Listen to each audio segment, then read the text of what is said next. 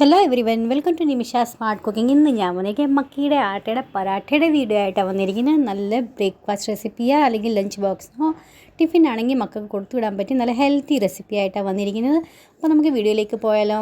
250 ml കപ്പിന് 2.5 cup ഞാൻ മക്കിയുടെ ആട്ട എടുത്തിട്ട് മക്കിയുടെ ആട്ട എന്ന് പറഞ്ഞു കഴിഞ്ഞാൽ ചോളപ്പൊടി ഞാൻ എടുത്തേക്കുന്നത്. അപ്പോൾ നമുക്കതാണെങ്കിൽ ഏതെങ്കിലും മാർക്കറ്റിലോ അല്ലെങ്കിൽ ഓൺലൈൻ ആണെങ്കിലും പർച്ചേസ് ചെയ്യാൻ പറ്റുന്ന സൂപ്പർ മാർക്കറ്റിലൊക്കെ നോക്കിയാൽ മതി, തീർച്ചയായിട്ടും നിങ്ങൾക്ക് കിട്ടും. അപ്പോൾ നമുക്കാണെങ്കിൽ 2.5 കപ്പ് അത് ഞാൻ എടുത്തിട്ടുണ്ട്. പിന്നെ അത് 1/2 കപ്പ് ഞാനാണെങ്കിൽ ഗോതമ്പൊടി എടുത്തിട്ടുണ്ട്. മക്കിയുടെ ആട്ടയും കൊണ്ടാണ് നമ്മൾ ചപ്പാത്തി ഉണ്ടാക്കുകയാണെങ്കിൽ അതിന് ബൈൻഡിങ് ഇല്ല. അപ്പോൾ ഒരു ബൈൻഡിങ് കിട്ടാനായിട്ട് നമ്മൾ ഗോതമ്പൊടി ഇട്ടേക്കുന്നത്. ഇനി നമുക്ക് എന്താണെങ്കിൽ പച്ചമുളകും ഇഞ്ചിയും കൂടി ചതച്ച് നമുക്ക് ഒരു 5-6 പച്ചമുളകും പിന്നെ ഇഞ്ചിയും കൂടി ചതച്ചായിട്ടുള്ള മക്കൾ അത് എരിവ് കഴിക്കുന്നില്ലെങ്കിൽ പച്ചമുളക് സ്കിപ്പ് ചെയ്യാം. പിന്നെ 1 ടീസ്പൂൺ ചെറിയ ജീരകം കൈ കൊണ്ട് ക്രഷ് ചെയ്തിടുക. 1 ടേബിൾ സ്പൂൺ അരിമോദം അതും ക്രഷ് ചെയ്തിടുക. പിന്നെ 1 ടേബിൾ സ്പൂൺ വെളുത്ത എള്ളുന്ന ഡ്രൈ റോസ്റ്റ് ചെയ്ത് അതും ഇട്ട് കൊടുക്കുക. പിന്നെ അത് കഴിഞ്ഞിട്ട് നമുക്കാണെങ്കിൽ 1/2 ടീസ്പൂൺ ഗരം മസാല ഇട്ട് കൊടുക്കാം.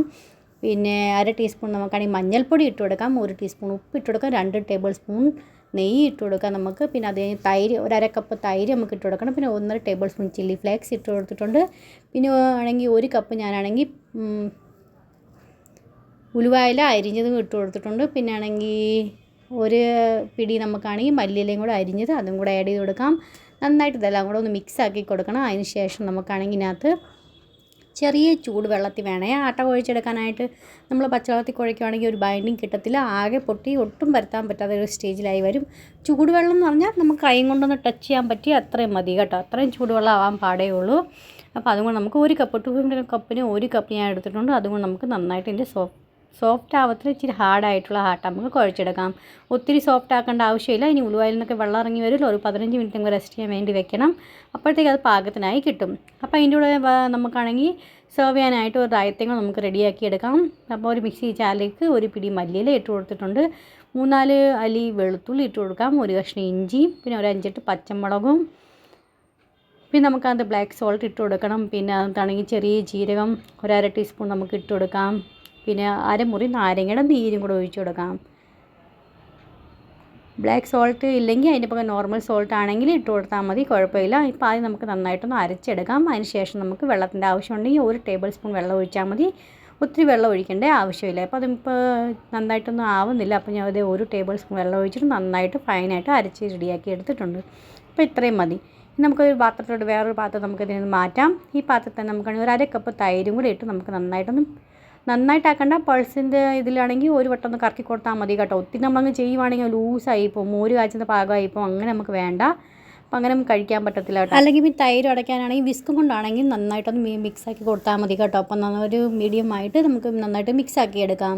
അതൊരു ബൗളിലോട്ട് മാറ്റിയിട്ടുണ്ട്. നമ്മളിപ്പോൾ ചട്നി റെഡിയാക്കി വെച്ചില്ലേ, ഗ്രീൻ ചട്നി, അത് നമുക്ക് 1 ടേബിൾ സ്പൂണകത്ത് ഇട്ട് കൊടുക്കാം. നമുക്ക് എത്ര ആവശ്യമുള്ളതെന്ന് വെച്ചാൽ അതനുസരിച്ച് വേണേ ഇട്ട് കൊടുക്കാനായിട്ട്.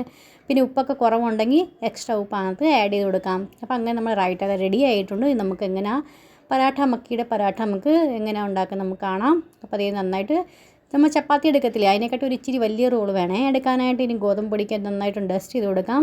ഇനി നമുക്കിതൊന്ന് ഒത്തിരി കൈ അമർത്തി പരത്തേണ്ട ആവശ്യം, ലൈറ്റായിട്ട് പതുക്കെ പരത്തി കൊടുത്താൽ മതി.